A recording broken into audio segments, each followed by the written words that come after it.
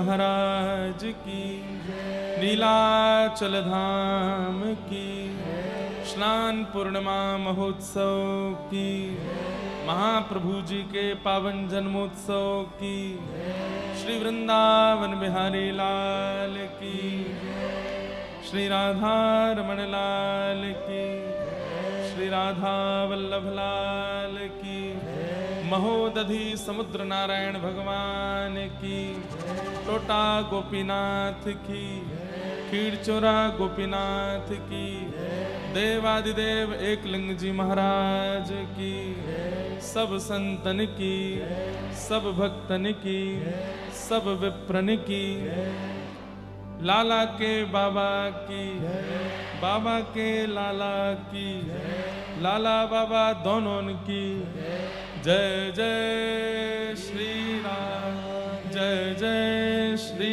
राम, जय जय श्री राम। नमः पार्वती पते हर हर। प्यारे राधा गिरधर लाल की जय।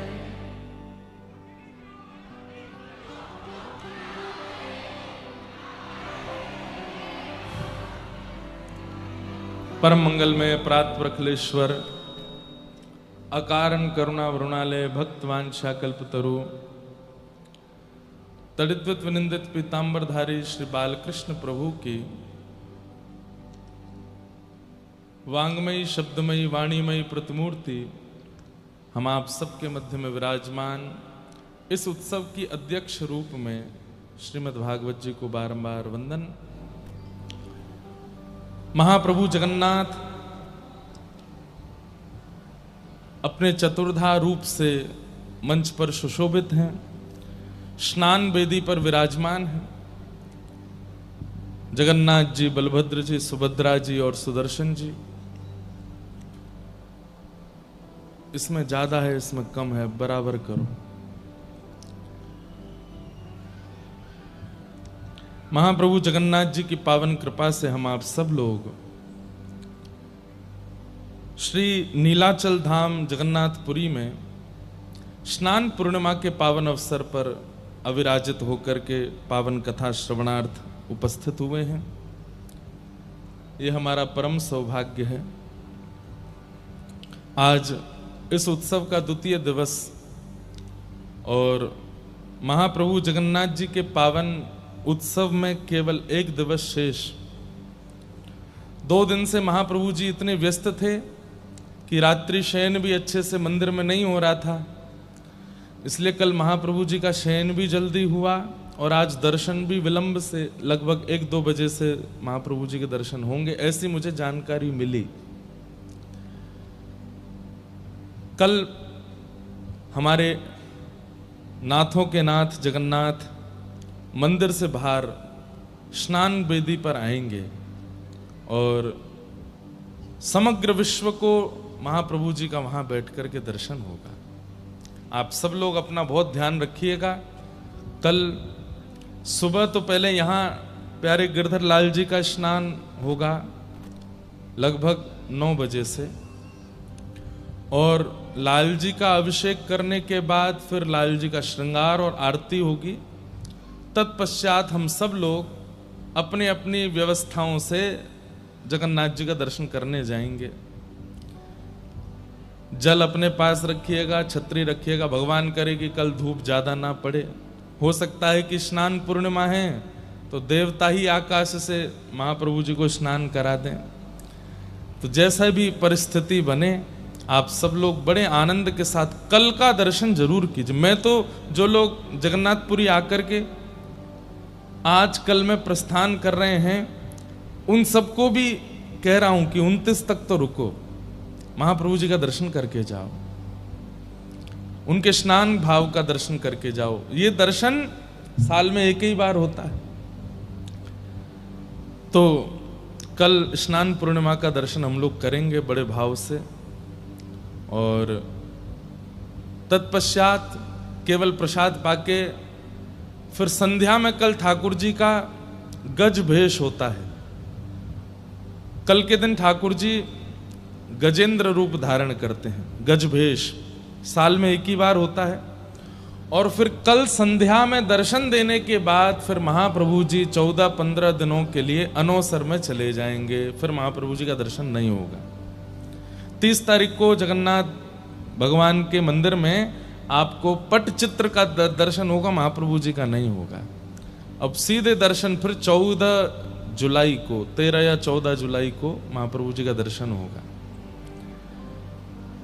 पुरी में आचार्य जन आज्ञा करते हैं, आप सबको भी इस बात पर ध्यान देना है कि जब जगन्नाथ मंदिर में महाप्रभु जी का दर्शन 15 दिन के लिए अनवसर होता है तो आपके घर में भी विराजमान जगन्नाथ जी, उनका भी, उनके मुख पर भी एक पर्दा रखना है, आपको दर्शन नहीं करना।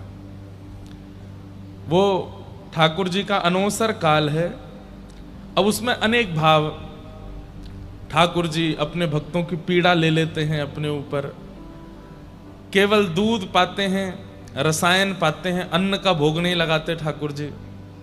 कहीं कहीं भाव है कि ठाकुर जी समग्र विश्व के कल्याण के लिए तप में विराजमान हो जाते हैं। तो इस प्रकार से आप सबको भी ध्यान देना है कि 30 तारीख से आपके पास भी जो जगन्नाथ जी का स्वरूप है उनके ऊपर भी आप एक वस्त्र पधरा दीजिए। महाप्रभु जी के रूप का दर्शन फिर रथ यात्रा वाले दिन ही करना है, उससे पूर्व नहीं करना है। आप मंदिर भी जाएंगे 30 तारीख को, यहाँ कथा सुबह होगी, फिर उसके बाद प्रस्थान करेंगे सब। तो उस दिन भी महाप्रभु जगन्नाथ जी के गर्भगृह के बाहर पटचित्र लगा होगा, महाप्रभु जी का दर्शन नहीं होगा। मंच पर भी उस दिन महाप्रभु जी का दर्शन नहीं होगा, यहाँ पर भी पटचित्र होगा। हमारे भागवत जी श्रवण करने वाले महाप्रभु जगन्नाथ जी, इनका भी दर्शन नहीं होगा, इनकी जगह भी पटचित्र विराजेगा। तो इसका ध्यान रखना। अच्छा, ये जगन्नाथपुरी के कुछ नियम हैं, उन नियमों का पालन लगभग सब जगन्नाथ सेवकों को करना चाहिए। जैसे गजपति राजा महाराज उस दिन भी आज्ञा कर रहे थे कि आप भी कथा में सबको कहें कि कभी भी रथ यात्रा करनी हो तो उन्हीं तिथियों में करें जिन तिथियों में महाप्रभु जगन्नाथ जी की होती है। उससे पूर्व में या उसके बाद में रथ यात्रा नहीं करनी। क्यों? विश्व में जहां कहीं भी जगन्नाथ हैं, सब एक ही हैं और वे विश्व का कल्याण करने के लिए एक साथ अवस्थित हैं, चाहे वो वृंदावन में विराजमान हो, चाहे यहां हो, चाहे जहां कहीं भी जगन्नाथ मंदिर है। अब आगे पीछे रथ यात्रा का क्रम जब होता है तो महाप्रभु जी विश्व कल्याण के लिए हैं और रथ यात्रा में ठाकुर जी परम आनंदित। अब वहां आप रथ यात्रा करते हैं तो जगन्नाथ जी को लगता है अब हम रथ यात्रा में जाएं कि यहां बैठ के कल्याण करें। इसलिए एक ही समय पर रथ यात्रा होनी चाहिए, जब महाप्रभु जी की रथ यात्रा हो उसी समय पर स्नान उत्सव होना चाहिए जिस समय महाप्रभु जी का होता है। महाप्रभु जी के 15 दिन दर्शन नहीं होते तो विश्व में जहां भी जगन्नाथ मंदिर हैं वहां दर्शन नहीं होने चाहिए, चित्रपट ही होना चाहिए आगे। महाप्रभु जी अनवसर में रहते हैं। इन सब बातों का ध्यान हम लोग रखना प्रारंभ करें, करना प्रारंभ करें। ये नियम है, ये शास्त्र विधि है, ये शास्त्र आज्ञा है। स्कंद पुराण में तो वर्णन है कि पहले महाप्रभु जी के स्पर्श का अधिकार सबको था, लेकिन वहां लिखा है कि गजपति महाराज जिसको आज्ञा दें उसी को ही महाप्रभु जी के स्पर्श का अधिकार है। उसके बिना अधिकार, बिना उनकी आज्ञा के कोई स्पर्श करता है उसके पुण्य क्षीण होते हैं। ऐसी ऐसी बातें, ऐसी ऐसी भावना सब है। तो यहाँ के महाराज जी और यहाँ के मंदिर प्रशासन की सबसे प्रार्थना है कि रथ यात्रा उन्हीं दिनों में कीजिए जब महाप्रभु जगन्नाथ जी की रथ यात्रा होती है। स्नान उत्सव तभी कीजिए जब महाप्रभु जी का होता है, स्नान पूर्णिमा को ही होता है। और जितने दिन महाप्रभु जगन्नाथ जी अनवसर में रहते हैं, दर्शन नहीं देते, उतने दिन कहीं दर्शन नहीं होना चाहिए। जगन्नाथ जी के जहां भी रूप हैं सब जगह एक मुख पर वस्त्र होना चाहिए और ठाकुर जी के चित्रपट आगे आ जाना चाहिए।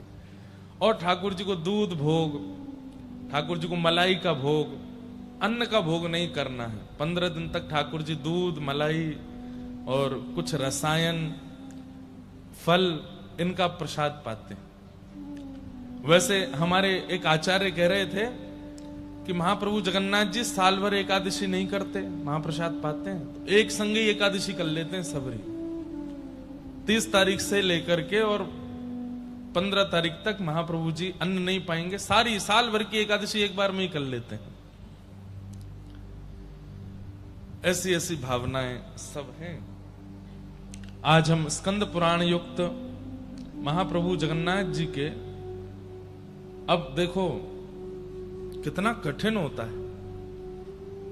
हम आज पूरी रात नहीं सोए, पूरी रात पढ़ता ही रहा मैं, क्योंकि आचार्यजन गुरुजन जब पढ़ाते हैं तो वो एक एक बात का स्पष्टीकरण कर देते हैं। अब नया ग्रंथ है, नया पुराण है, पहले कभी हमने पढ़ा नहीं, परसों हमको, कल ही हमको प्राप्त हुआ, पूरी रात का आज पढ़ते ही रहे। सुबह 5 बजे झपकी आई, 6:30 बजे फिर उठ करके फिर से पढ़ने लगे और अभी तक पढ़े कथा में आने तक। अभी भी पूरा पढ़ नहीं पाए, अभी तो एक ग्रंथ अभी और रह गया है, उसको 30 तारीख को सुनाएंगे। 2 भागों में है, स्कंद पुराण में पुरुषोत्तम महात्मा। लेकिन इतना अद्भुत और कई सारे भेद मन के खुल गए। हम भी पहले कथाओं में कई महाप्रभु जगन्नाथ जी की लोक कथाएं सुनाते थे, वो सब यहां पर स्पष्ट हुई कि वैसी कथा है नहीं। जैसे कई बार क्या होता है कि कथा को रोचक बनाने के लिए कविजन उसमें कुछ निर्मित कर देते हैं भाव, लेकिन वो भाव होते नहीं है। लेकिन स्कंद पुराण का पूरा अध्ययन, संपूर्ण अध्ययन करने के बाद पूरा स्पष्टीकरण हुआ कि महाप्रभु जगन्नाथ कब से विराजे, कैसे आए, क्या रूप है, क्या नहीं है।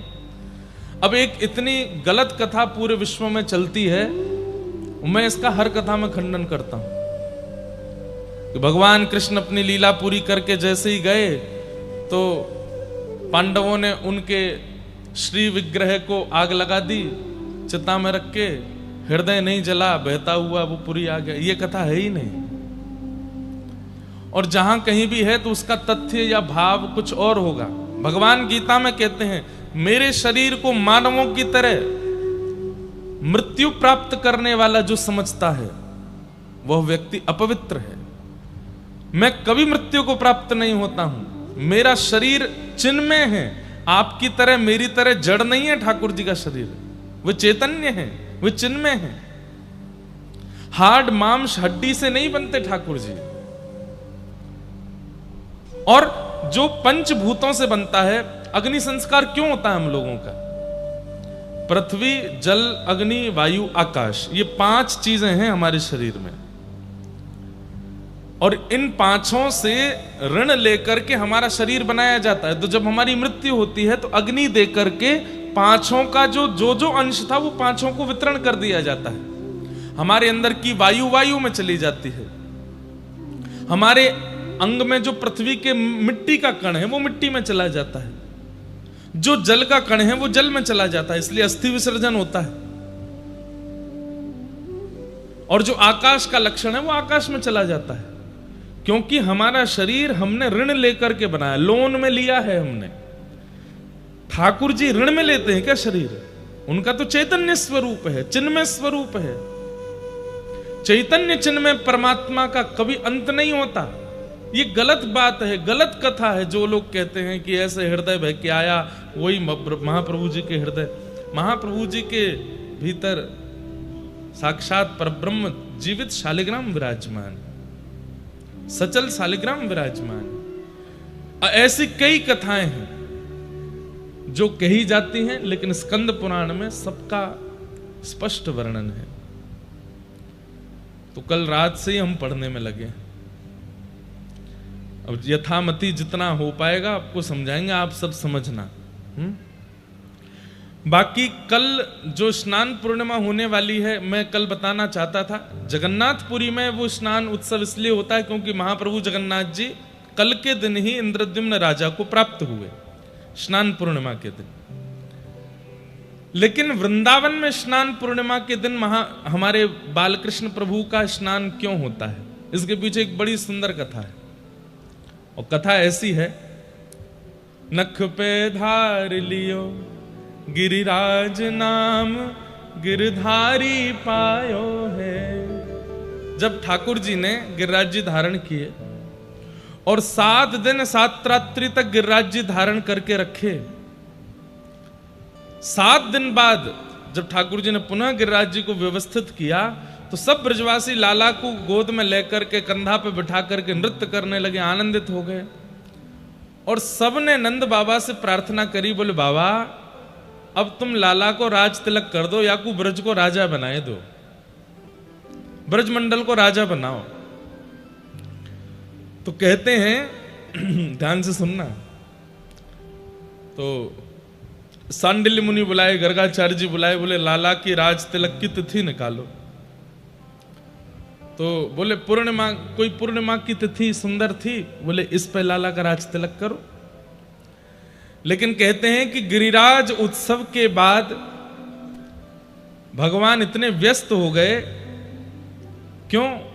सब गोपियों ने न्योता दे दिया, बोले लाला एक दिन मेरे घर पधरामनी पे आनो है, अगले दिन वाक्या मधुमंगल ने सबरी लिस्ट बना रखी है, श्रीदामा सब गोपीन से दक्षिणा फिक्स कर रहो है, लाला आवेगो तो कैसे षोडश उपचार करनो है, खातिर कर ले नई गुजरिया रसिया आयो तेरे द्वार।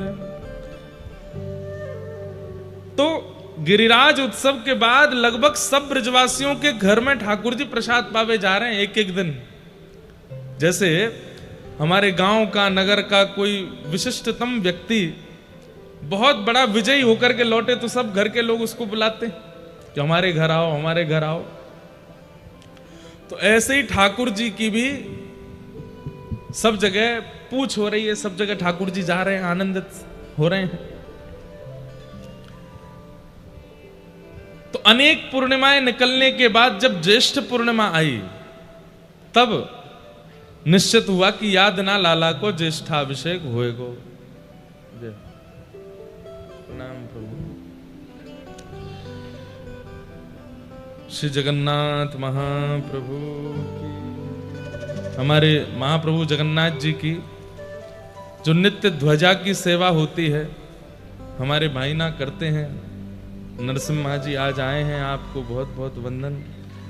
आप लोगों ने दर्शन तो किए ही होंगे ना।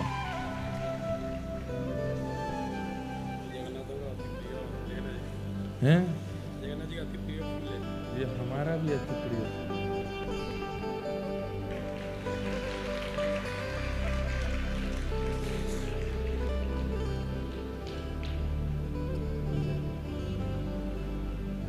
महाप्रभु जगन्नाथ जी की रोज संध्या में 4-5 बजे जब ध्वजा परिवर्तित होती है, हमारे नरसिम्हा भाई उल्टे चढ़ते हैं मंदिर के ऊपर।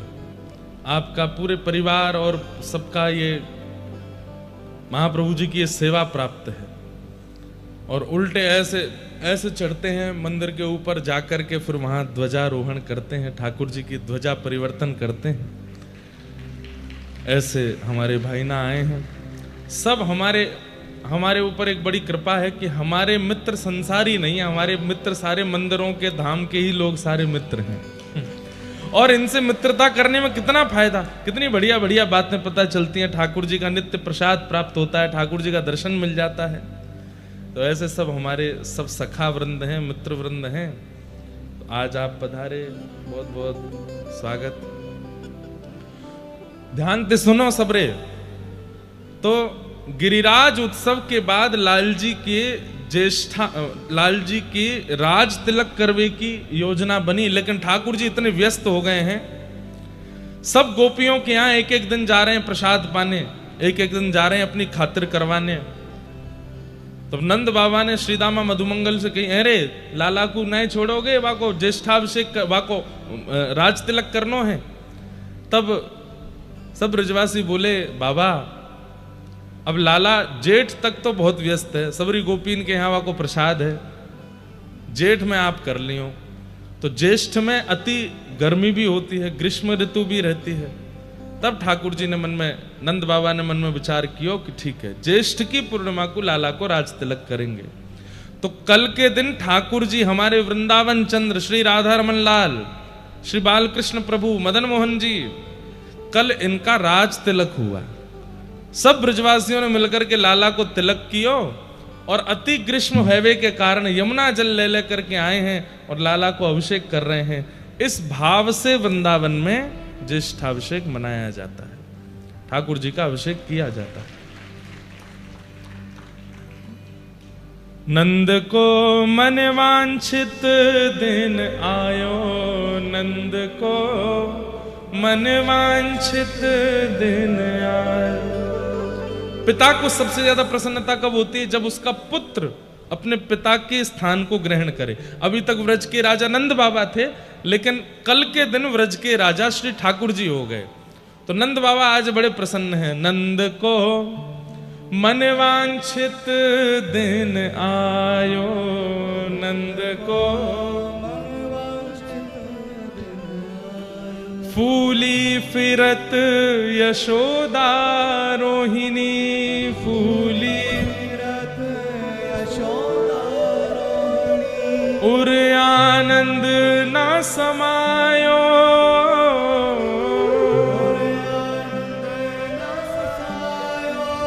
नंद को मन वांछित दिन आयो, नंद को मन वांछित दिन आयो।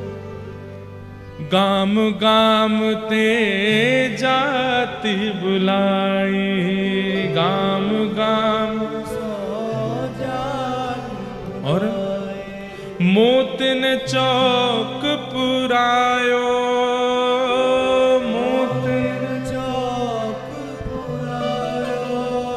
ब्रज वनिता सब मंगल गावे, ब्रज वनिता सब मंगल गावे, बाजत घोष बधायो, बाजत घोष बधायो, नंद को मन वांछित दिन आयो, नंद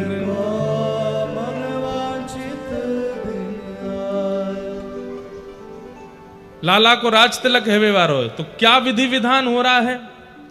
प्रथम रात्रि यमुना घट भीतर, प्रथम रात्रि यमुना घट भीतर, प्रथम रात्रि यमुना जल घट भर के, प्रथम रात्रि यमुना अधिवासन करवायो, अधिवासन मतलब जो हम आज करेंगे, यमुना जी का जल घड़ाओं में भर भर के उसका अधिवासन मतलब उसको सुगंधित करेंगे, उसमें केसर डालेंगे, इलायची पीस के डालेंगे, ब्रास डालेंगे, ठंडा करेंगे, मोगरा के पुष्प डालेंगे, कुछ गुलाब के पुष्प डालेंगे, उसमें थोड़ा गुलाब जल डालेंगे, चंदन डालेंगे, उसको सुगंधित करेंगे, इसको अधिवासन करेंगे। उठी प्रभात कंचन चौकी धर, उठी प्रभात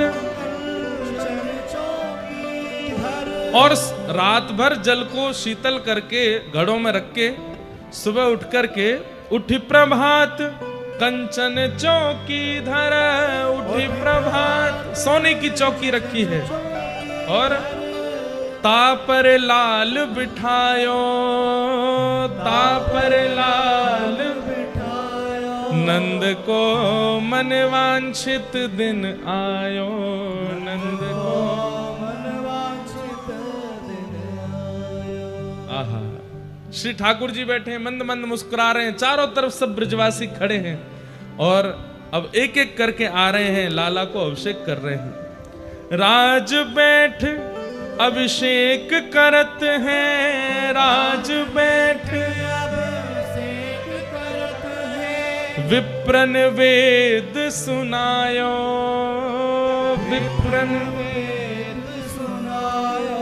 आहा, ज्येष्ठ शुक्ल पुण्यो दिन सुरवधू, ज्येष्ठ शुक्ल पुण्यो दिन हरिक फूल बरसायो, हरिक फूल बरसायो, नंद को मन वांछित दिन आयो, नंद को मन वांछित दिन आयो। रंगी कोर धोती ऊपर ना, रंगी कोर धोती ऊपर ना। कोरी धोती के रंग किए हैं चंदन से, धोती और उपरना उस पर रंग लगाए हैं, और आभूषण सब साज, आभूषण सब साज। और लाल जी को उपरना पहना के, धोती पहना करके, तिलक करके अभिषेक करने के बाद द्वारकेश आनंद भयो प्रभु, द्वारकेश आनंद भयो। क्यों? आज नाम पढ़ो ब्रजराज, आज नाम पढ़ो ब्रजराज। बोलो ब्रजराज कृष्ण की, ब्रजराज गोपाल की। नाम पढ़ो ब्रजराज, नाम पढ़ो ब्रजराज। नंद को मन वांछित दिन आयो, नंद को मन वांछित दिन। तो कल ठाकुर जी का राज्याभिषेक होगा, तो व्रज के भाव से ठाकुर जी का अभिषेक किस लिए होता है कि लाला को ब्रज को राजा बनाया गया है। गिरिराज उत्सव के बाद, नाग कालिया नाग मर्दन के बाद ब्रजवासी ने कही, याने ब्रज की इतनी रक्षा करिए नंद बाबा, अब तो तुम लाला सुघड़ है गए हो, अपनी गद्दी पर लाला को बैठाए दो। और श्री ठाकुर जी को कल राज्याभिषेक होएगो। आहा, एक भाव, एक नहीं है, अनेक है। एक भाव यह भी है कि ठाकुर जी का राज्याभिषेक होता है। एक भाव ठाकुर जी यमुना जी के साथ रास विहार करते हैं। अनेक अनेक भाव हैं, सब भावों से ठाकुर जी का कल अभिषेक हम लोग करेंगे। तो कल गिरधर लाल जी का अभिषेक होगा। जिन लोगों ने जनेऊ धारण किया है, यज्ञोपवीत जिनका हुआ है, केवल वे ही मंच पर आएंगे। और वे सब लोग यहां जो सेवा में हैं उनको बता दीजिएगा। ऐसे नहीं कि जबरदस्ती जनेऊ लेके पहने आए बोले ताकि हम भी चढ़ जाएं।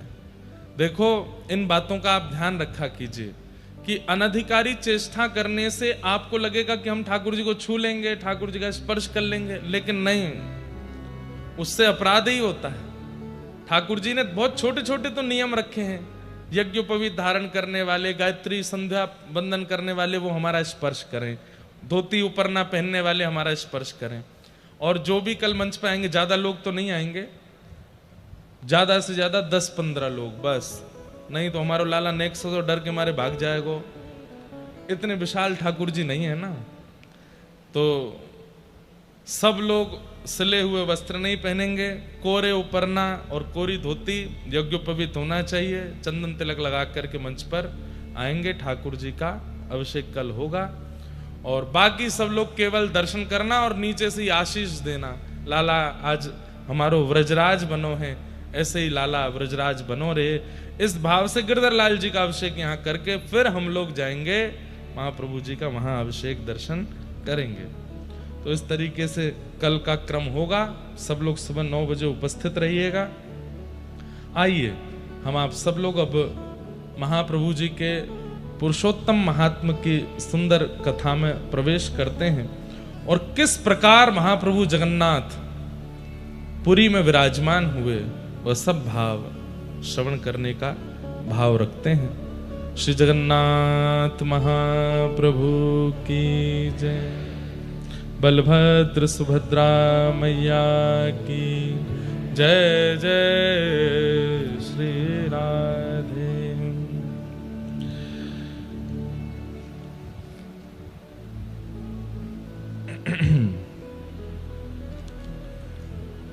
स्कंद पुराण पुरुषोत्तम महात्मा श्री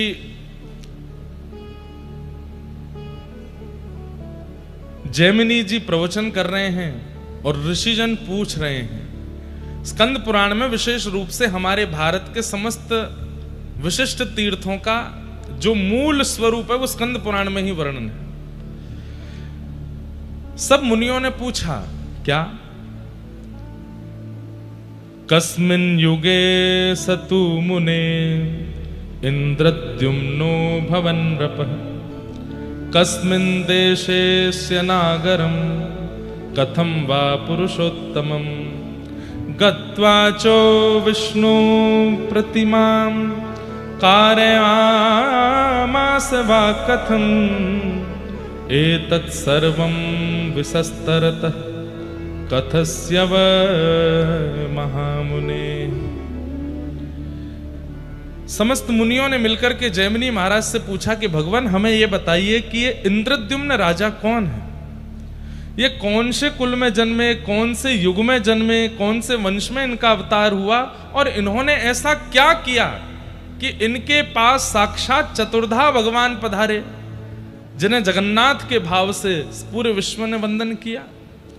कृपा कर इन इंद्रद्युम्न के बारे में हमको बताइए और इन्हें जगन्नाथ जी कैसे प्राप्त हुए, ये महाप्रभु जगन्नाथ पृथ्वी पर कैसे आए, कृपा कर इनकी पूरी लीला हमें सुनाइए।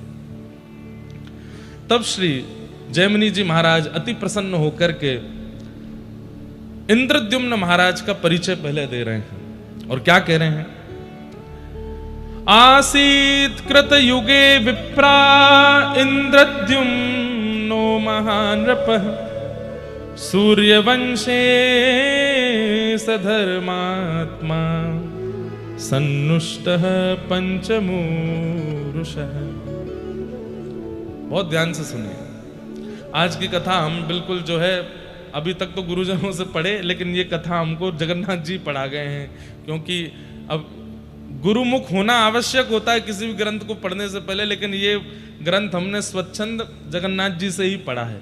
तो स्कंद पुराण के हमारे गुरुदेव जो हैं वो जगन्नाथ महाप्रभु ही हैं, तो इसलिए आप सब लोग बड़े ध्यान से सुनना। जो जो श्लोक अधिकृत हैं उन सबको हम सुनाएंगे और आप सब बिल्कुल एक दर्थ होकर के पूरी कथा श्रवण करो। सतयुग में, अब देखिए, जगन्नाथ महाप्रभु कलयुग के देवता हैं, लेकिन विराजमान कब से हैं? सतयुग से विराजमान है।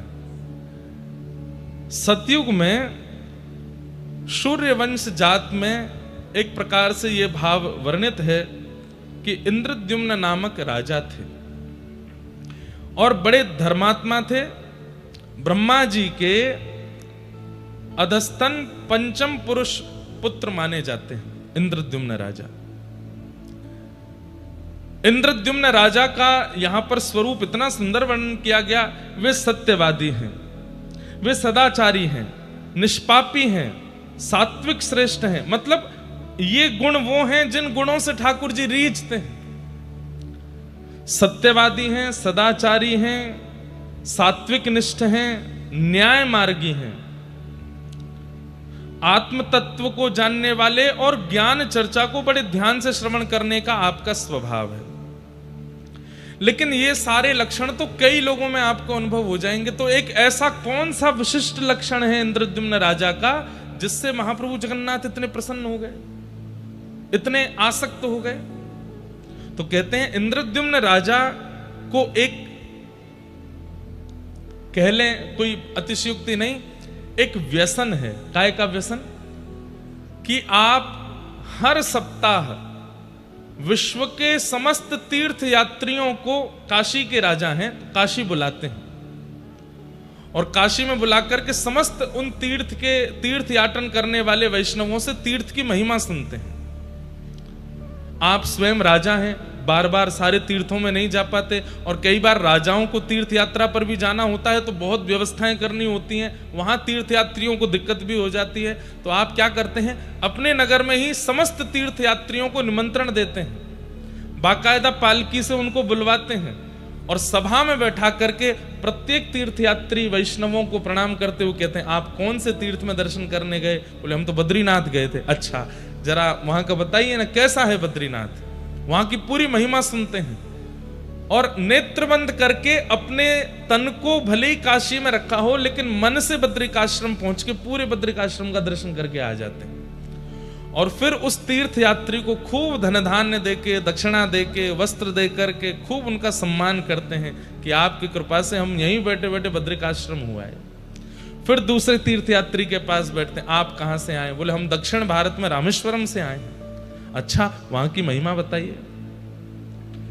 इस प्रकार सर्वगुण संपन्न होते हुए भी, अष्टादश विद्याओं से युक्त होते हुए भी, इतने ज्ञानी और इतने योग्य राजा होते हुए भी आपके अंदर इतनी दीनता है कि आप तीर्थ यात्रियों के बीच में बैठ करके तीर्थ की महिमाएं सुनते रहते हैं।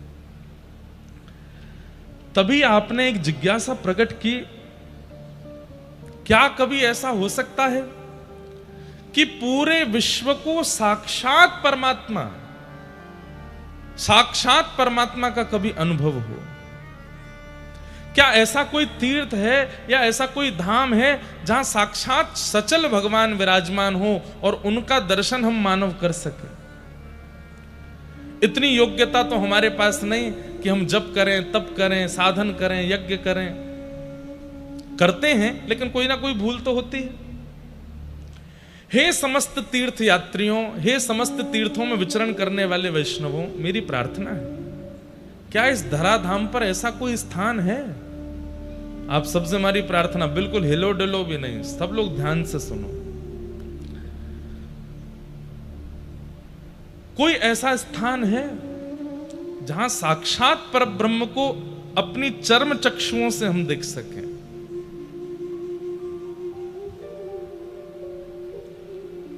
तब आपने प्रश्न किया कि आद्रतो व्याजहारेदम ज्ञायता क्षेत्र मुक्तमं यत्र साक्षात् जगन्नाथं पश्यामो नेन चक्षुष। जगन्नाथ केवल इन्हीं को नहीं कहते, परम पुरुष परमात्मा जो इस पूरे जगत का रक्षक है वो जगन्नाथ ही हैं। और इंद्रद्युम्न राजा कहते हैं, क्या कोई ऐसा स्थान है जहां पूरे जगत को चलाने वाले साक्षात पर ब्रह्मनाथ विराजमान हो और हम अपने चरम चक्षुओं से उनको देख सकें? क्या इस पृथ्वी पर ऐसा कोई स्थान है? एक प्रकार से इंद्रद्युम्न राजा ने घोषणा करके इसको पूरे विश्व में फैलवाया, इस प्रश्न को, कि है कोई ऐसा स्थान जहां साक्षात पर ब्रह्म का दर्शन मानव कर सके।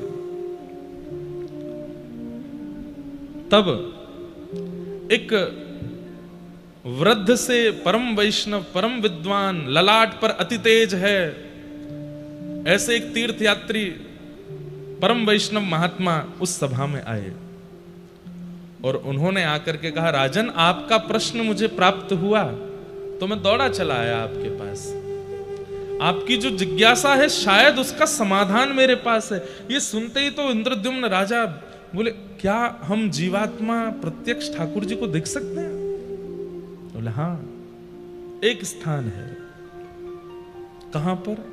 बोले, मैं अपने बाल काल में वहां दर्शन करने गया था। कौन सी जगह है वो?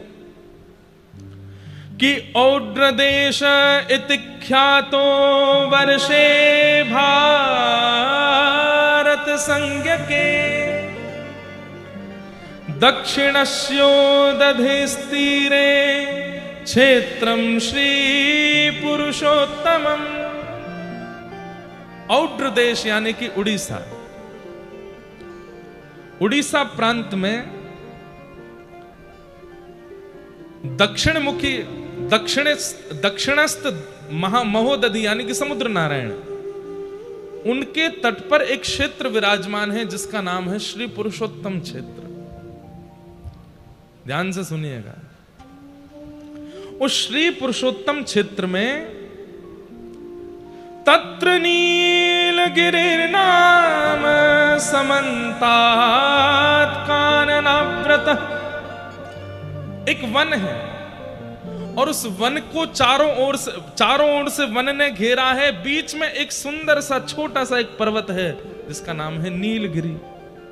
बंधुओं, हम सब लोग भुवनेश्वर से जब जगन्नाथपुरी की ओर आते हैं, आप सबने ये अनुभव किया कि नहीं, पर मैं हर बार करता हूं, 8-9 किलोमीटर दूर से ही श्री मंदिर इतना ऊंचा दिखाई देता है, लेकिन जैसे ही आप सिंहद्वार पर पहुंचेंगे तो लगता है कि शिखर इतना ऊंचा तो नहीं है, महाप्रभु जगन्नाथ जी का मंदिर इतना ज्यादा ऊंचा तो नहीं है कि इतनी दूर से दिखाई देता है।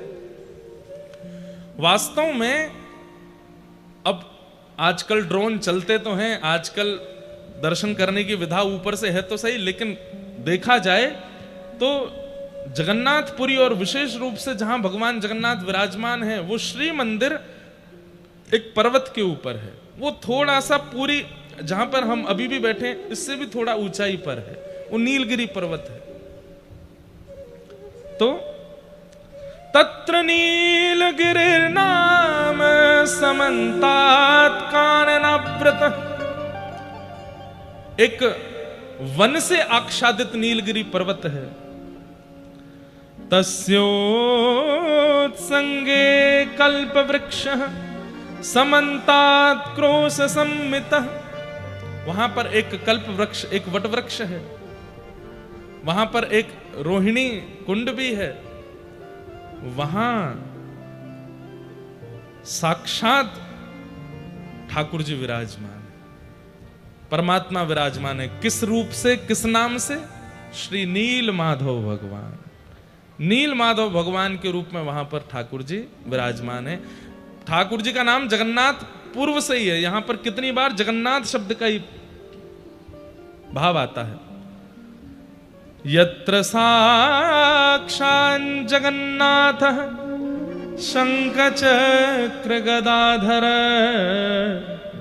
जंतूनां दर्शनान् मुक्तिं यो ददाति कृपानिधि।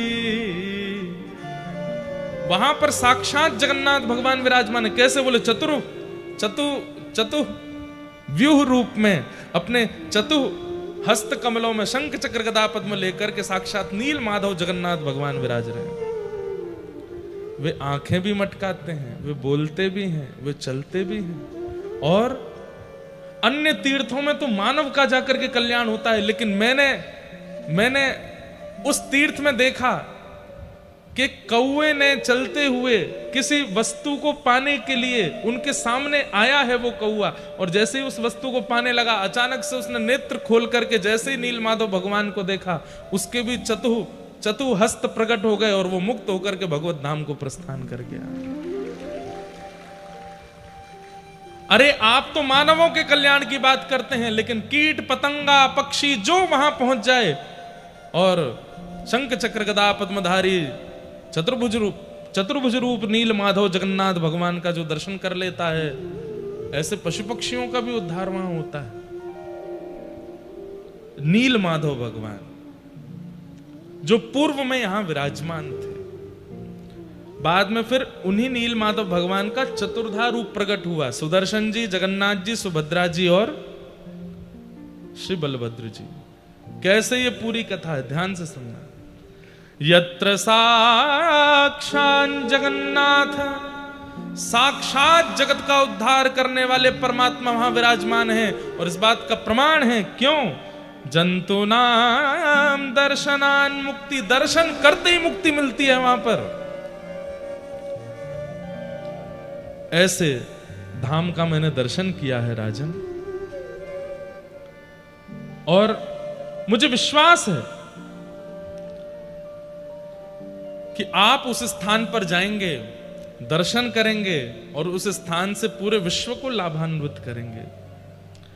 तत्र गत्वा जगन्नाथं दृष्ट्वा स हि गिरो यथा कटकावास संस्थानं भूप्रदेशं प्रयच्छ।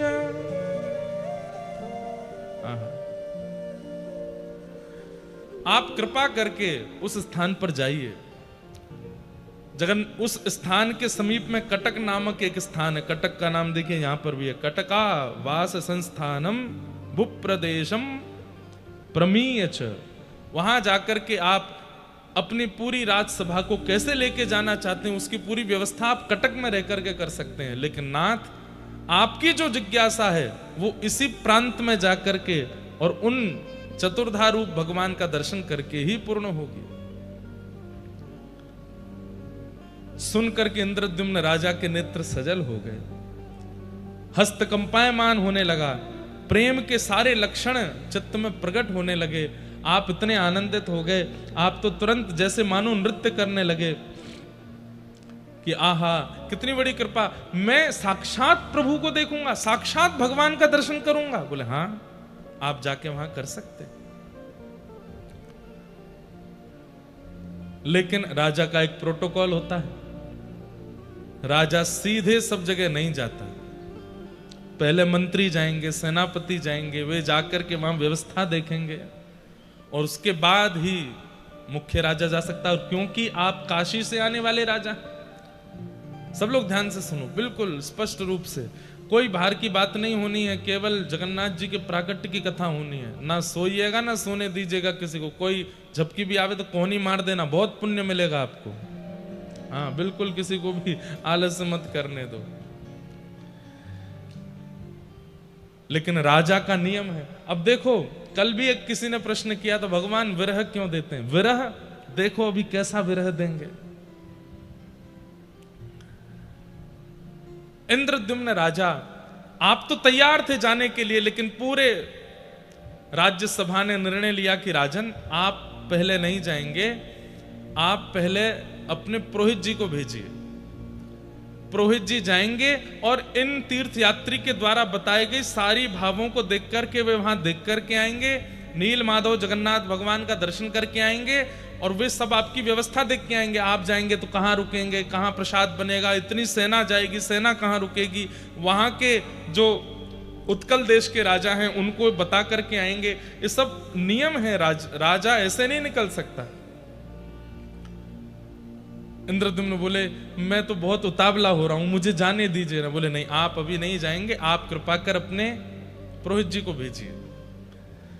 तो राजा के ऊपर भी कई लोग होते हैं, आचार्य लोग, जिनकी आज्ञा राजा को माननी पड़ती है। तो इंद्रद्युम्न राजा का मन तो बहुत था, भैया ये पंखा बंद है, किसी से कह के पंखा चलवाए दो। कई लोग बेचारे एसी की आड़ में, अच्छा इतनी वेदना में थे आप लोग, फिर भी देखो कितने अच्छे शांत होकर के सुन रहे थे पूरी कथा। गर्मी तो नहीं लग रही ज्यादा, कुछ तो थोड़ी बहुत लग रही है, पर ये पंखा चलाने के लिए लगे हैं, पेमेंट तो पूरा होगा इनको, तो चलवा भी दो। ठाकुर जी की लीला कैसी है देखो। राजा है इंद्रद्युम्न, वे चाहें तो क्या नहीं कर सकते, तुरंत पहुंच सकते हैं, लेकिन सब ने रोक दिया। बोले आप नहीं जाएंगे, पहले पुरोहित जाएगा। काश इंद्रद्युम्न चले जाते, ये बाद में आपको पता चलेगा। आपने अपने पुरोहित जी को बुलाया और कहा कि महाराज आप कृपा करके जाएं। तो पुरोहित जी बोले मैं तो अस्वस्थ हूं, मैं अपने छोटे भाई को भेजूंगा। और चल गए। बोलो जगन्नाथ महाप्रभु की। वाह भैया, ये तो ऐसा लग रहा है जैसे स्विच बंद जानबूझ के कर रखा था, आपको कहीं जाड़ा नहीं लग जाए, सर्दी नहीं लग जाए। हाँ क्या? अच्छा ऊपर से गर्मी फेंक रहे हैं ये, इसलिए बंद कर रखे थे। लग तो रही है गर्मी से चलने के बाद। गर्मी आ रही है क्या ऊपर से? जबरदस्ती आने लगे तो बता देना, ठीक है, फिर बंद करा देंगे।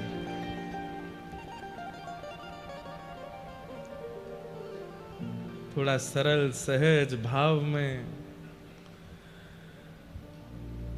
राजा ने अपने पुरोहित जी से कहा।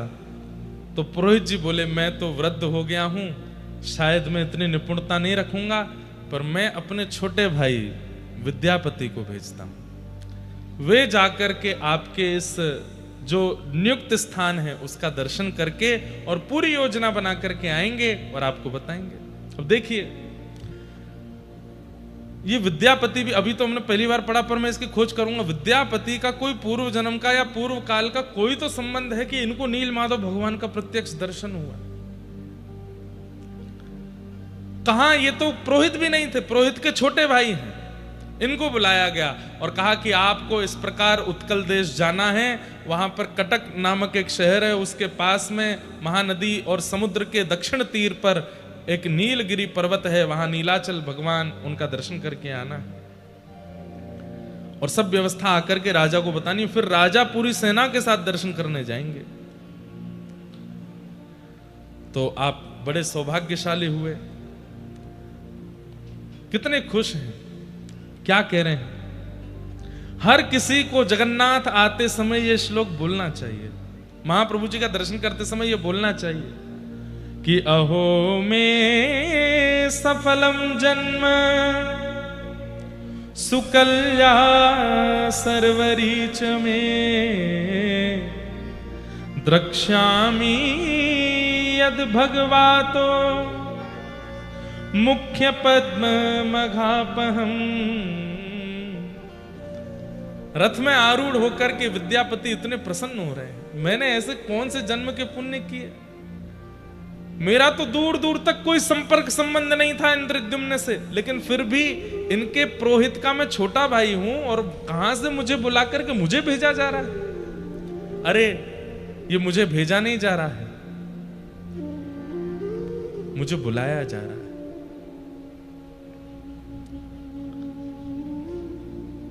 कल जब रात्रि में ये भाव पड़ रहा था, इंद्रद्युम्न राजा जब विद्यापति को जाते हुए देख रहे हैं तो इंद्रद्युम्न को लग रहा है कि मैं राजा क्यों हूं, मैं विद्यापति क्यों नहीं, शायद मैं जाता। थक मन चल जीव चका नयन देखीब, थक मन चल जी। उड़िया भाषा में इतने बढ़िया बढ़िया गीत हैं और महाप्रभु जगन्नाथ जी कृपा से हम सब गाएंगे। किस लिए? उड़ीसा के लोगों को सिखाने के, आपको तो आता ही है, हमारे वृंदावन के लोगों को रटाने के लिए, हमारे उत्तर भारत के लोगों को महाप्रभु जी का यश, उनका गुण सिखाने के लिए।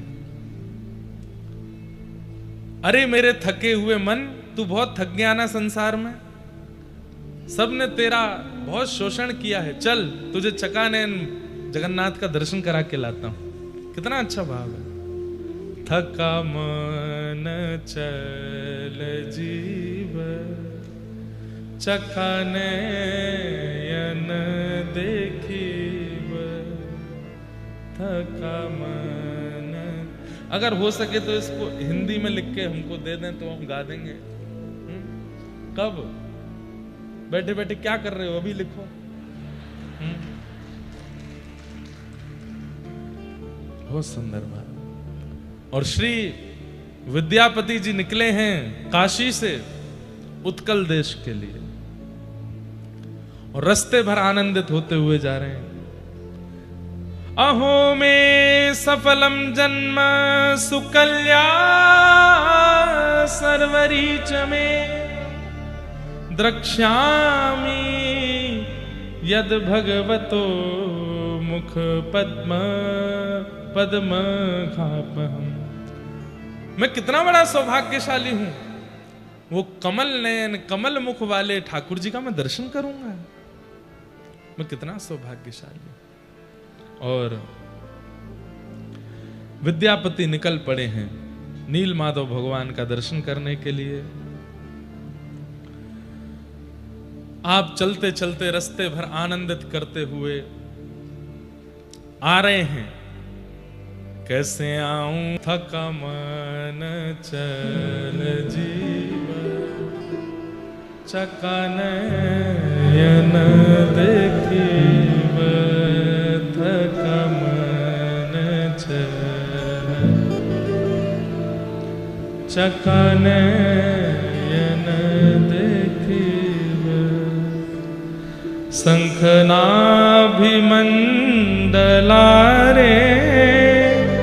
बेनी नेत्र पखलीव, थकनन चल जीव चकानयन देखीव। विद्यापति जा रहे हैं। जैसे ही विद्यापति ने उत्कल प्रांत में प्रवेश किया, कई यहां पर वर्णन किए गए, लेकिन इसमें सबसे ज्यादा आश्चर्यजनक बात जो थी, श्री क्षेत्र में प्रवेश करते ही उन्होंने क्या अनुभव किया। शंख चक्र गदा पद्म धारिणो दद्रशे नरान। आप लोगों को आश्चर्य होगा, लेकिन यह बात वास्तविक है। विद्यापति जी क्या देख रहे हैं कि श्री क्षेत्र में प्रवेश करते ही जो भी दिख रहा है, सबके शंख चक्र गदा पद्म, सब चतुर्भुज रूप में है। हमें आपको नहीं पता चल रहा है, पर हम भी अभी इस वक्त चतुर्भुज रूप हैं। इस वक्त हम सब चतुर्भुज हैं। दो भुजा हमारी ये हैं, दो दिख नहीं रही हैं। ठाकुर जी को दिखती हैं वो, या फिर कोई श्रेष्ठ जन हो उनको दिखती हैं। श्री क्षेत्र में हर व्यक्ति चतुर्भुज रूप हो जाता है।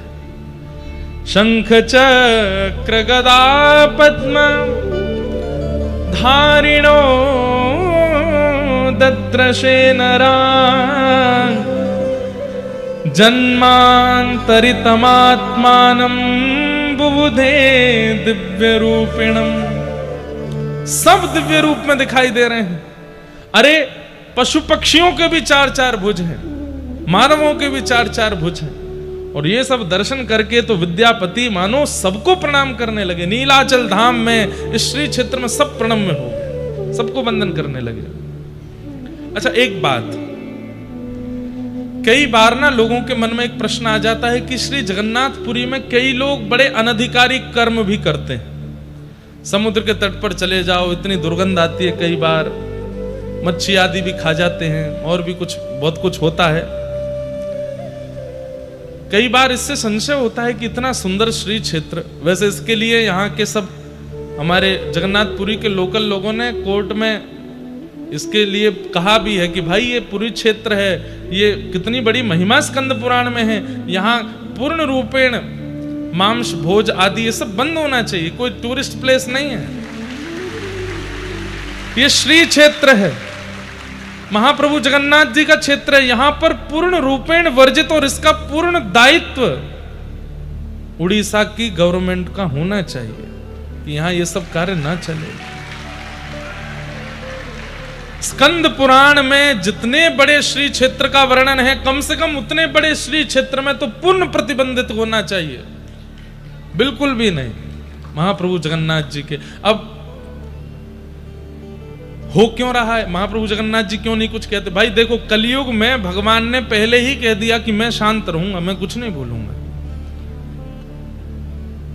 मैं कुछ भी नहीं कहूंगा। इसलिए ठाकुर जी नहीं बोलेंगे, ये हमारा दायित्व है, क्योंकि धर्म की रक्षा हमको करनी पड़ेगी।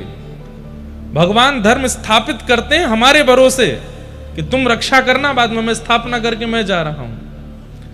तो ये तीर्थ धाम सब स्थापित हो गए, आद्य गुरु शंकराचार्य हुए, कितने बड़े बड़े महापुरुषों ने आकर के सब किया। हम आप सबका दायित्व है कि कम से कम अपने पूर्वजों के द्वारा प्रतिष्ठित व्यवस्थित जो व्यवस्था है उसको बचा तो लें कम से कम। हमारे वृंदावन में भी भीतर नहीं है। वृंदावन की एक बात कहेंगे आपको कि वृंदावन के भीतर मांस भोजन आदि नहीं, सीमा पर होता है, लेकिन उसके लिए भी हम लड़ते हैं कि क्यों सीमा पर भी नहीं होना चाहिए। दूर करिए वृंदावन से। ठाकुर जी की रास स्थली है वो, ठाकुर जी की जन्म स्थली है, ठाकुर जी की क्रीड़ा स्थली है। सदा वृंदावन वसती लीला परिचरो जगन्नाथ स्वामी नयन पथगामी भवतु में। जगन्नाष्टक में भी कहते हैं कि सदा वृंदावन वसती, वृंदावन में बसते हैं जगन्नाथ जी, वहीं लीला करते हैं। इसलिए वहां पर तो ब्रजवासी मिलकर के थोड़े बहुत हट पूर्वक नहीं करने देते, पर सीमा में भी जो है उसको भी हटाने की पूरी योजना कर रहे हैं। हमारे यहाँ के ब्रजवासी बालक लगे हैं दंडवती लगाने में कि अरे सरकार यहाँ पर मांसाहार बंद हो, खान पान की व्यवस्था बिल्कुल। वृंदावन में पी करके आने वाली की भी, अब देखो पुलिस और प्रशासन के लोग, कई बार आपने हाईवे पे देखा होगा, रात में 11 बजे के बाद एक मशीन लेके खड़े रहते हैं, सबसे कहते हैं इसमें फूंक मारो और चेक करते हैं कि पी तो नहीं रखे। प्रत्येक धाम में भी ऐसा ही होना चाहिए, बाहर से ही हर आदमी को चेक करो, पी तो नहीं रहे हैं, गलत काम तो नहीं कर रहे हैं। अरे भाई ये आपके मनोरंजन का स्थान नहीं है, मनोरंजन करना है गोवा जाइए, मनोरंजन करना है। अच्छा एक और बात, गोवा को ही क्यों कहे मनोरंजन के लिए, वो भी नहीं है मनोरंजन का स्थान। एक बहन हमको 1-2 दिन पहले मिली, इतने सुंदर दर्शन उन्होंने कराए। वो बैठी हैं क्या यहाँ कथा में? बैठी होंगी और अभी उठेंगे नहीं, कहो तो उन्होंने इतने सुंदर दर्शन। गोवा में एकमात्र ऐसा मंदिर है जहां पर देवकी मैया की गोद में लड्डू गोपाल, एकमात्र ऐसा मंदिर है। संस्कृत का बहुत बड़ा विश्वविद्यालय गोवा में है, बड़े बड़े संस्कृतज्ञ जो केवल संस्कृत में बात करते सब गोवा में पढ़ते। उसको भी हम लोगों ने पर्यटन स्थल बना दिया। वास्तव में देखा जाए तो भारत में पर्यटन स्थल है ही नहीं, भारत में सब धार्मिक स्थल है। भारत सब पूरा धार्मिक है भारत, लेकिन फिर भी ये जो 4 धाम हैं कम से कम इनको तो सुरक्षित रखो। कभी कभी बहुत पीड़ा होती है कि समुद्र किनारे क्यों होता है ऐसा।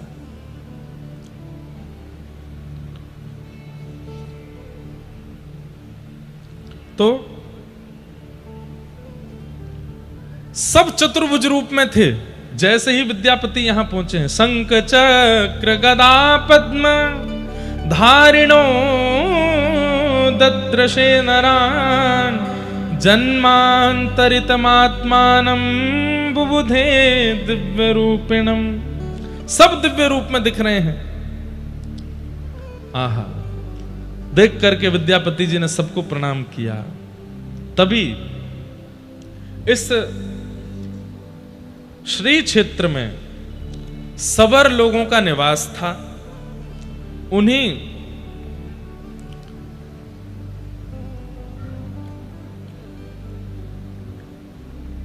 सबर जाति के लोगों में विश्ववसु नाम के एक सबर थे, जो कि उनके मुखिया थे, जो नील माधव भगवान की सेवा करते थे। आपने जब देखा कि आश्चर्यचकित होकर के एक विद्यापति घूम रहे हैं, सबको देख रहे हैं, सब जगह हाथ जोड़ रहे हैं, दर्शन हो नहीं रहे ठाकुर जी के, मानव ही चतुर्भुज रूप में दिख रहे हैं, बड़े व्याकुल स्थिति में दिखाई दे रहे हैं, सब जगह ढूंढा ठाकुर जी नहीं दिखे, तो व्याकुल स्थिति में देखा जब विद्यापति जी को, तो सबर प्रजा के जो मुखिया हैं विश्ववसु, जो कि नील माधव भगवान की सेवा करते थे, उन्होंने जब आपको देखा तो आकर के उनसे पूछा कि कुतः समागतो विप्र काननान्तः सुदस्तरम् शुष्टुत्परितः शान्तश्च सुखमत्रास्त्रयतां चरिम्। हे महाराज, आप कहां से आए हैं विप्रवर, और आपके मुखमंडल को देख करके लगता है आप भूखे प्यासे हैं, थोड़े से असहज भी लग रहे हैं, और इतने दुर्गम कानन में, इतने दुर्गम वन में आप भीतर प्रवेश कैसे कर गए? हे नाथ, आप कहां से आए हैं, कृपा कर हमें बताइए। तब विद्यापति जी ने अपना परिचय देते हुए कहा कि मैं विद्यापति हूं, आदि आदि देश से आया हूं, यहां पर नील माधव भगवान का दर्शन करना। अब देखो, यहां पर भी एक कथा सुनाई जाती कि विद्यापति जी जो हैं वो आए, आकर के फिर मैंने भी एक बार सुनाई थी, लेकिन फिर स्कंद पुराण से स्पष्ट हुआ कि वो कथा है नहीं। क्या नाम था उनकी? हाँ, उनकी एक ललिता नाम की पुत्री थी, उससे इनका विवाह हो गया था, और फिर ये वो जो विश्ववसु थे, ये ऊपर दर्शन करने जाते थे, किसी को लेके नहीं जाते थे। एक बार विद्यापति जी पीछे पीछे सरसों लेकर के गए, दाने गिरते गए, वही दाने जो है एक दिन पुष्प बन गए, जाकर के नील माधव भगवान को ले आए, ऐसा। पर वो कथा नहीं है, स्कंद पुराण में नहीं है। जो पुरुषोत्तम क्षेत्र का महात्मा, उसमें ये कथा नहीं है। अब इसमें भी यही भाव है कि कोई रचनाकारों ने सुंदर कथा करने के लिए, लोक कथा बनाने के लिए ये कथा प्रस्तुत की, लेकिन मूल कथा क्या है? उन्होंने स्पष्ट बता दिया कि मैं नील माधव भगवान का दर्शन करने आया हूं, और हमारे यहां एक तीर्थयाटन करने वाले ने आकर के इंद्रद्युम्न राजा को बताया कि इस प्रकार नील माधव भगवान हैं और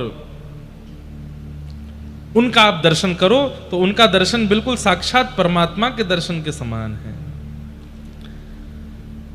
इंद्रद्युम्न राजा का नाम सुनते ही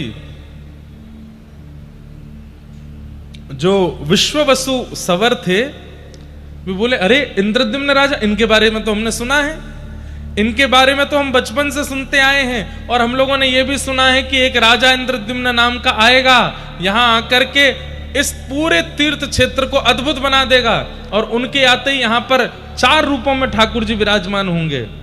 कैसे कि इष्ट्वा दारुमयं विष्णुं चतुर्धा स्थापयिष्यति अस्य चेत् भाग्य मुत्पन्नम ब्राह्मणस्य तिथिर्भृशम। हमने तो उनका सुना है कि वे यहां आएंगे और उन पर ठाकुर जी कृपा करेंगे, तब वही इस पूरे तीर्थ का उद्धार करेंगे। और भगवान को चतुर्धा रूप में दारुमयम, अब दारुमय का 2 अर्थ होते हैं। दारू लकड़ी को भी कहते हैं, लकड़ी के ठाकुर जी, लेकिन हम ऐसा अर्थ क्यों करें?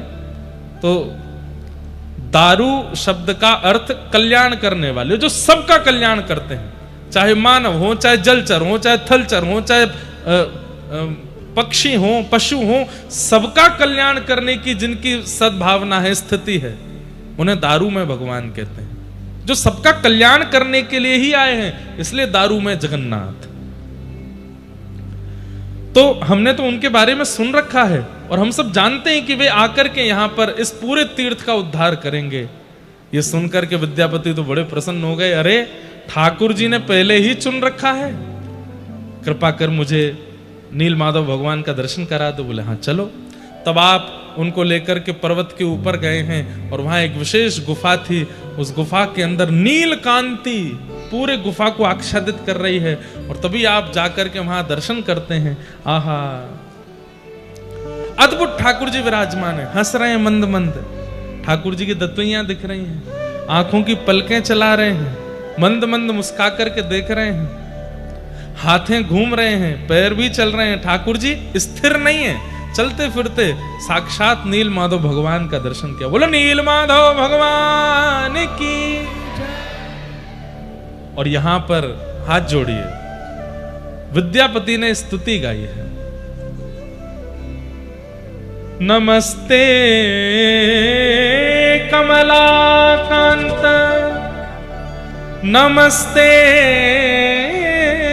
कमलानन, नमः कमलपत्राक्ष त्राहि मां पुरुषोत्तम। नमस्ते नमः कमलपत्राक्ष त्राहि मां पुरुषोत्तम। हे कमलाकांत लक्ष्मीपति भगवान, मैं आपको प्रणाम करता हूं, आपको नमस्कार करता हूं। आपका ये कमल सा मुख देख करके मैं बहुत आनंदित हो रहा हूं। मैं आपको पुनः प्रणाम करता हूं। हे कमल दल लोचन, कमल के समान आपके नेत्र हैं। आपको बारंबार प्रणाम करता हूं। मुझ पर कृपा कीजिए, मेरी रक्षा कीजिए। दर्शन करके महाराज निहाल हो गए और अब तो विद्यापति इतने प्रसन्न हो रहे हैं कि मैं कब पहुंच जाऊं काशी और जाकर के इंद्रद्युम्न राजा को पूर्ण समाचार दे दूं और जाकर के उनको बता दूं कि आप चलिए, चल करके ठाकुर जी का मधुर दर्शन कर लीजिए।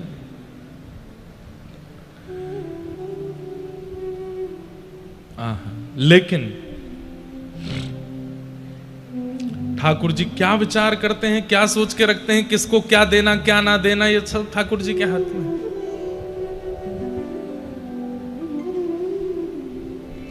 केवलम माधवम तत्र न द्रक्ष्यति महिपति, अचिरा देव भगवन्यस वर्णवालु कयाव्रत। ठाकुर जी इंद्रद्युम्न राजा को दर्शन नहीं देंगे, जबकि वो इतने व्याकुल है। वर्णन आता है कि जब विद्यापति निकले हैं दर्शन करने के लिए नील माधव भगवान के, तो वहां दूर काशी में बैठे हुए इंद्रद्युम्न राजा व्रत कर रहे हैं, निर्जला रह रहे हैं, केवल बहुत कहने पर फलाहार कर लेते हैं और ना सो रहे हैं ना बैठ रहे हैं, बस प्रतीक्षा कर रहे हैं कि कब लौट करके आएंगे विद्यापति, कब आकर के मुझे पूर्ण बात बताएंगे वहां की। काशी से कितना दूर है यहाँ पर, और उस समय जब रथ से आना हो तो कितने दिन लगे होंगे यहाँ आने में। तब तक जब तक विद्यापति लौट करके नहीं आ गए, इंद्रद्युम्न राजा सोए नहीं है, बस बैठे हैं, प्रतीक्षा कर रहे हैं। प्रीतम तू मोहे प्राण ते प्यार। कोई प्राण प्रिय हो जाता है ना, तो सबसे पहला उसके साथ क्या होता है, भूख चली जाएगी। कोई प्राण प्रिय हो जाता है ना, तो प्यास चली जाती है। कोई प्राण प्रिय हो जाता है तो निद्रा चली जाती है। ये वो वस्तु हैं जिनके बिना हम रह ही नहीं सकते, लेकिन प्राण प्रिय कोई हो जाता है तो ये तीनों समाप्त हो जाते हैं।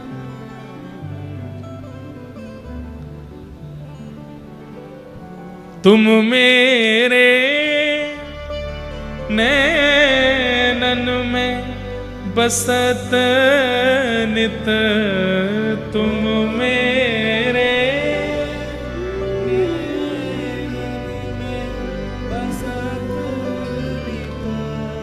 मैं तब नैन निहारो, मैं तब नैन निहारो। प्रीतम तू मोहे प्राणंत प्यारो, प्रीतम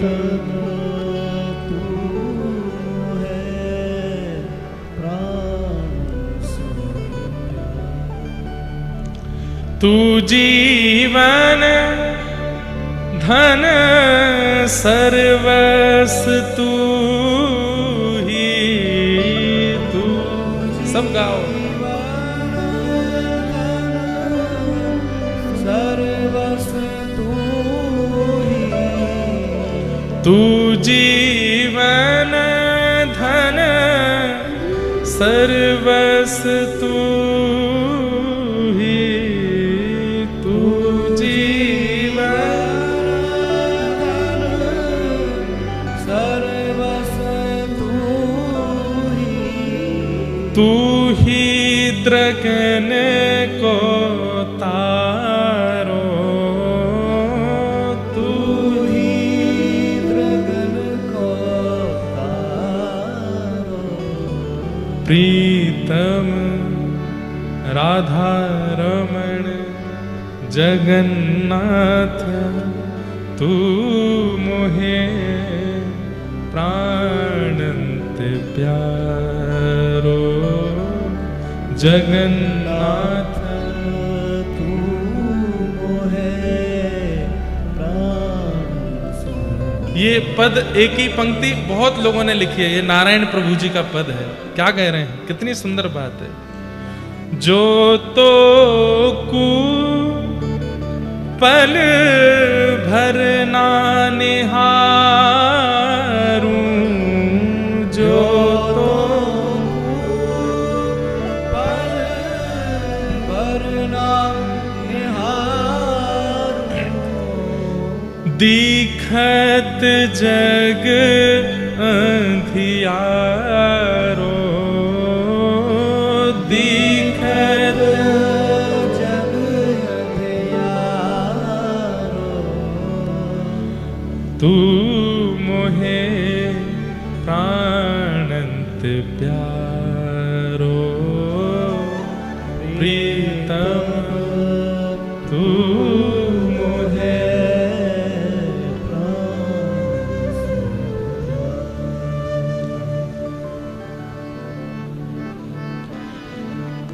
तो इंद्रद्युम्न राजा कितने व्याकुल हैं, लेकिन ठाकुर जी की लीला अद्भुत है। विद्यापति नील माधव भगवान का दर्शन करके सब व्यवस्थाएं देख के कहां राजा आएंगे, कैसे आएंगे, यहाँ के तत्कालीन राजा को सूचना कर दी कि काशी के नरेश यहां आ रहे हैं, आदि आदि सब बता दिया। लेकिन जैसे ही विद्यापति यहां से लौट करके गए,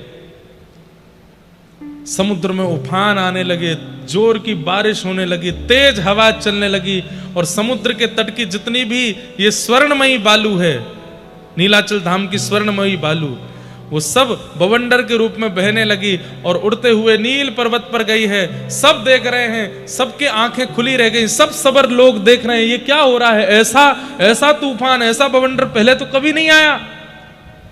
और देखते ही देखते उस गुफा में विद्यमान नील माधव भगवान अंतर ध्यान हो गए। यहां विद्यापति सब समाचार लेके चले गए हैं और यहां से ठाकुर जी अंतर ध्यान हो गए, अंतर ध्यान हो गए। विद्यापति कुछ दिन के पश्चात, अच्छा कहते हैं कि जब नील माधव भगवान अंतर ध्यान हो रहे थे तो एवं प्रलपताम तत्र सर्वेशां त्रिदिवौकशाम अशरीरा तदावनी पुनः प्रादुर्भुवः। जब नील माधव भगवान अंतर ध्यान हो रहे थे तो आकाश में